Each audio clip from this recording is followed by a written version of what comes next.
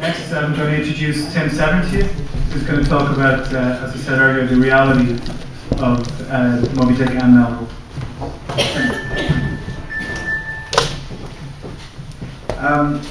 Now, you're going to hear on the literary side, so what I want to do is just talk to you very briefly about the practical side, because a few years ago I took it upon myself to see if there was any truth behind the story of Moby Dick. And so I travelled out to the Pacific to track down people who still hunt the great sea animals by hand. And the first thing I did, in fact, was to try and retrace where Melville went.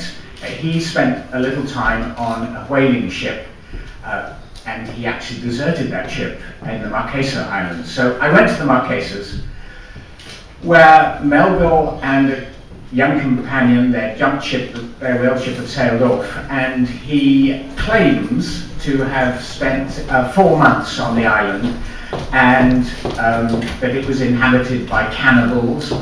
And when he came back, his first novel before Moby Dick was called Typee, immensely successful, bestseller, about being on this island amongst these cannibals. So I went to that particular island in the Marquesas. The first thing that became absolutely clear was that Melville, personally, about his personal experiences, was the most appalling liar. He just never told the truth if he could promote himself. Just to give you the example, he claimed when he went to see his London publisher that he'd been a harpooner for 2 years on a whale ship. He'd probably been less than 18 months, he certainly wasn't a harpooner. On this island where these cannibals live, he describes spending 4 months there. He actually spent 3 weeks there. He describes these people as cannibals. They almost certainly weren't cannibals, but the best moment was I went to the valley where he had lived with this friend, and he said it was a 5-day march over the hills to this valley of cannibals. Well, it's actually 5 miles away, not 5 days away. And I was beginning to enjoy this because, you know that old phrase, if you like pate, don't meet the goose. I realized at this stage that I'd better get behind Melville before I started to find the realities. And Melville's whale information, he wasn't long enough on a whale ship really to learn all that much. He got hold of a couple of books which he admits are his whale Bibles. And they're books about whaling, both written by surgeons, British surgeons on British whaling ships. There was a regulation that said a whale ship sailing from Britain had to carry a surgeon. The American ones didn't. And these surgeons were well-educated people. They were interested in the actual sort of physical side and the natural history. And these two men, Beale and Bennett, wrote these books about the whaling industry. And Melville shamelessly plunders these. He steals great chunks out of them.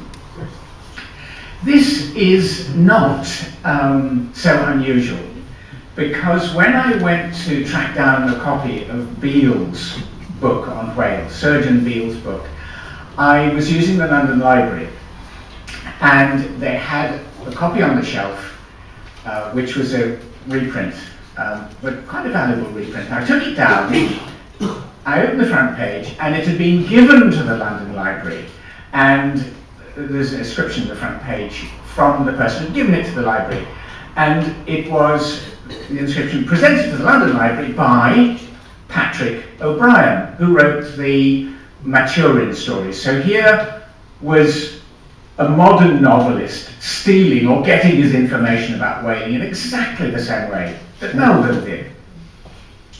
So I was, having established that in a way this is a great compliment to Melville, because he didn't have that much genuine first-hand experience, but somehow he's bubbled this up into this wonderful work of fiction.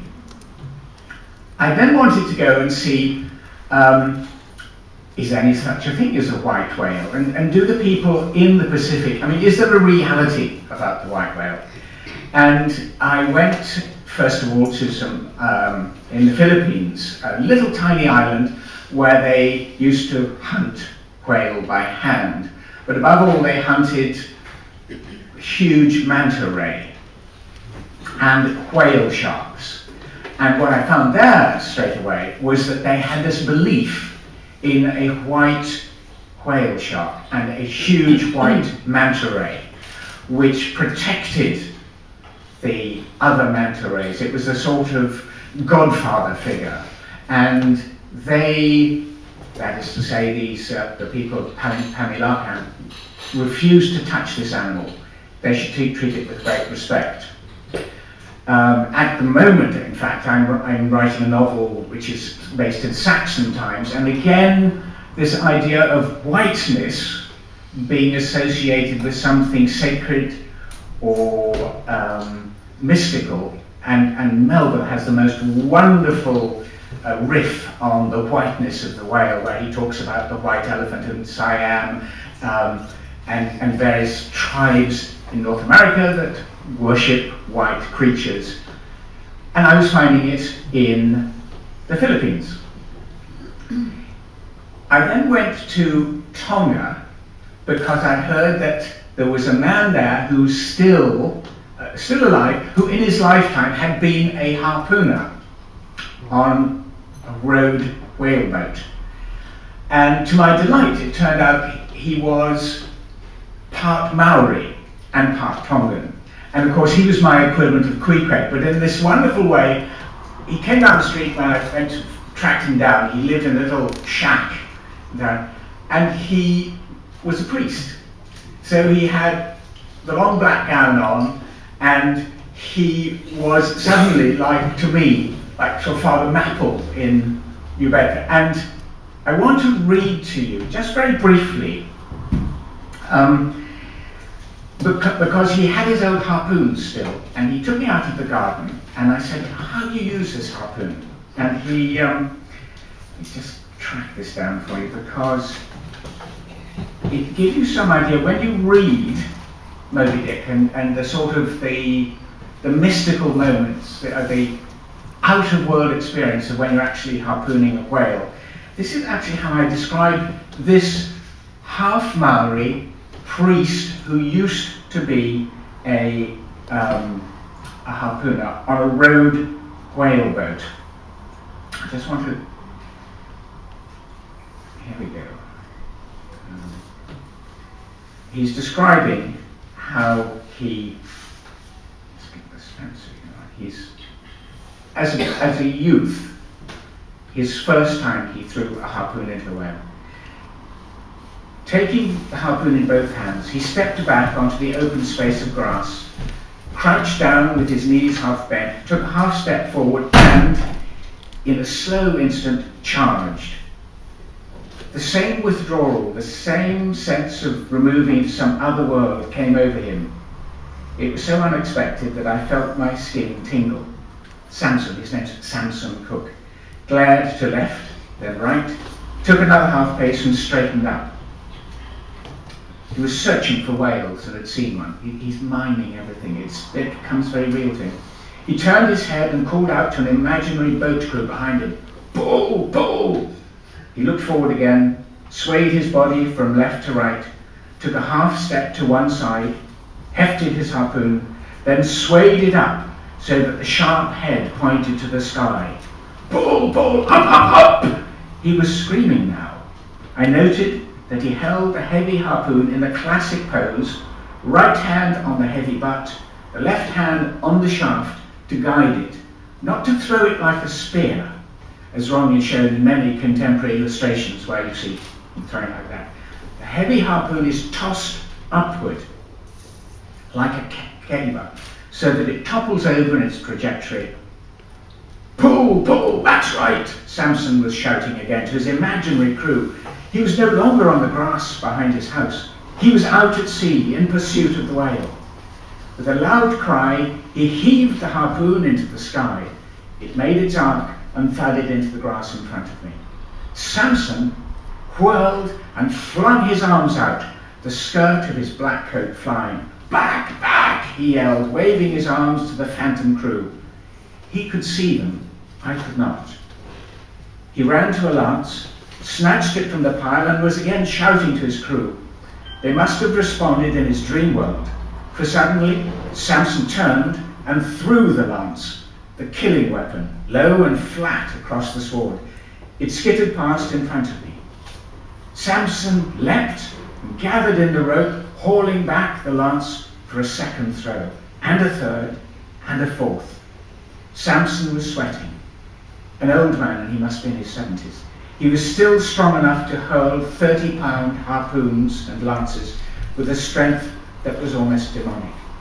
He was transported. There was no other way to describe it. He was pouring with sweat, and his chest was heaving with exhaustion. He retrieved the lance a fourth and last time, flung it, and again spun round, his arms held wide with a loud, final cry. Then abruptly, as if a fever had broken, he stopped, took a deep breath, and his shoulders drooped. He was exhausted, and what others might have seen as the ravings of an old man, I realized was something more profound. I'd witnessed the hunting dance, the imitative battle of the shaman.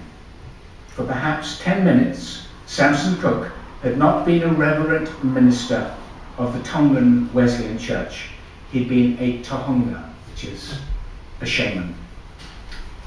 Now, what you read in Melville when he is describing how people are hunting of the whale, and the sort of mysticism, and it's caught obviously in the film and so forth so well, is actually a reality about hunting the great sea animals by hand. Thank you.